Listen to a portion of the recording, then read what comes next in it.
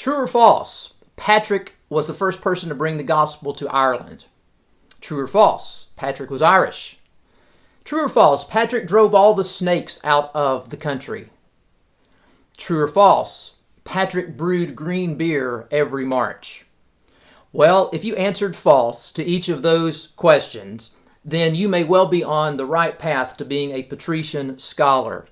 Hey folks, thanks so much for checking out this video. I'm J.D. Payne. This week in mission history, we think about Patrick of Ireland. Who was he? What did he do? What were his methods that he used in bringing the good news to the Irish people?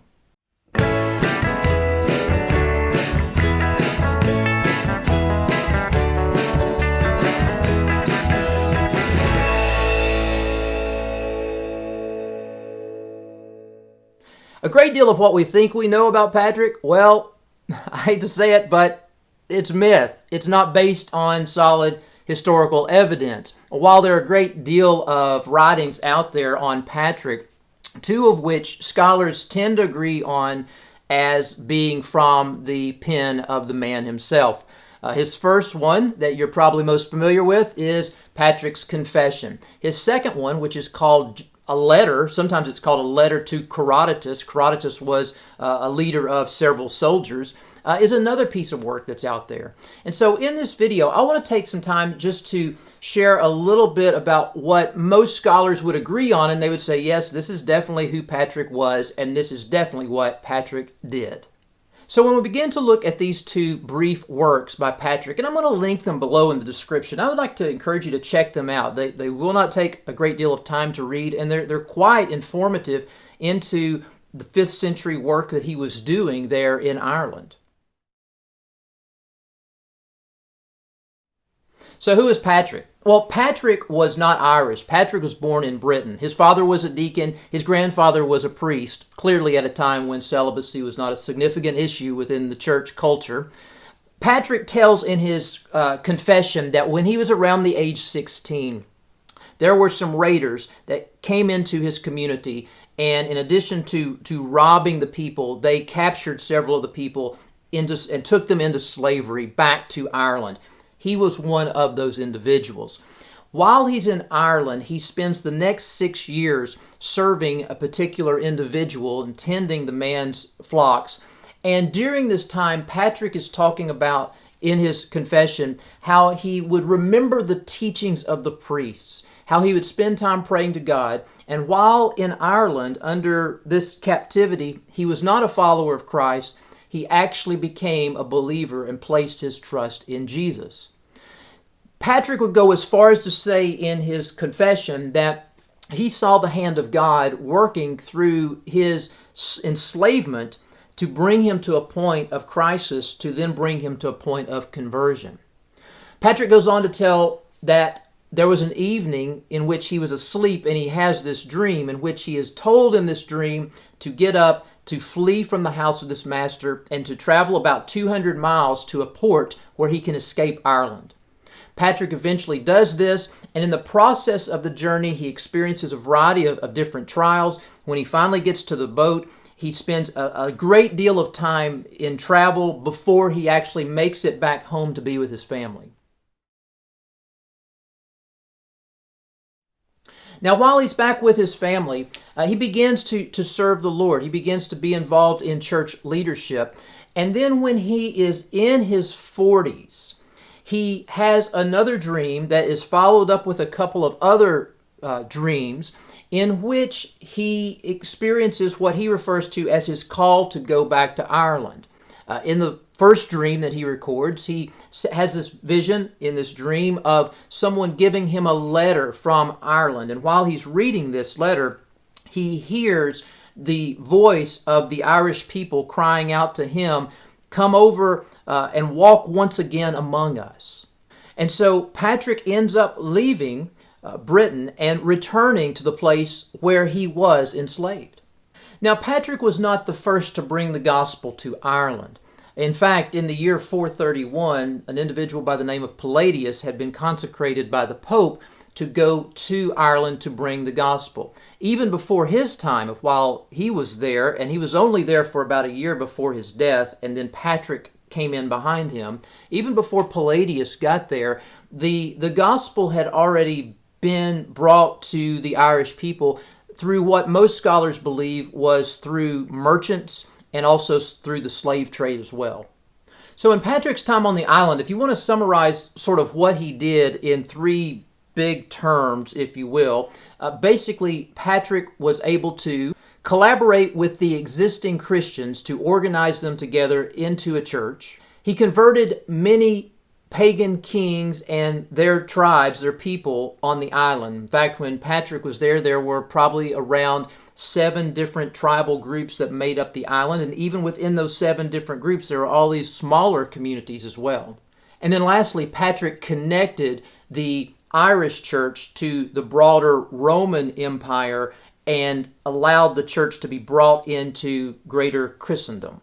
The thing that we have to keep in mind is that what Patrick was doing in Ireland was done in the context of Irish culture and language, and it was a very distinct church expression and involved distinct methods and ways that were, to use a contemporary word, that were fairly contextualized to the Irish context, as opposed to very Romanized from other parts of the Roman Empire.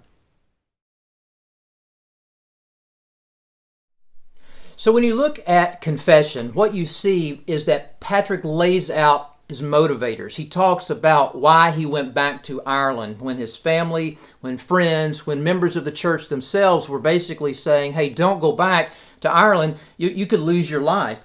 Patrick lays out the drives behind his work. And the first thing that he talks about that was very strong in his call to return to the island was the call to preach the gospel to the Irish people. He makes this very clear in his work, at least on a couple of occasions. The second thing that we see in Patrick's work is that he was willing to die for the sake of Christ. He recognized that persecution was a reality. He recognized that persecution would, in all likelihood, come to him and he would experience it.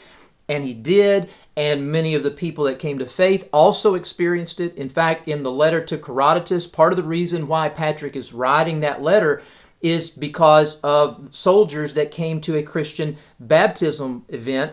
And following the baptism, they basically captured several of the Christians and carried them off into slavery. A third reason that Patrick writes confession is to reveal his gratitude toward God. And part of his return to Ireland for his work there was related to this gratitude that he had for what God had done in his life and how God was going to use him to bring that same hope, that same good news to the Irish people.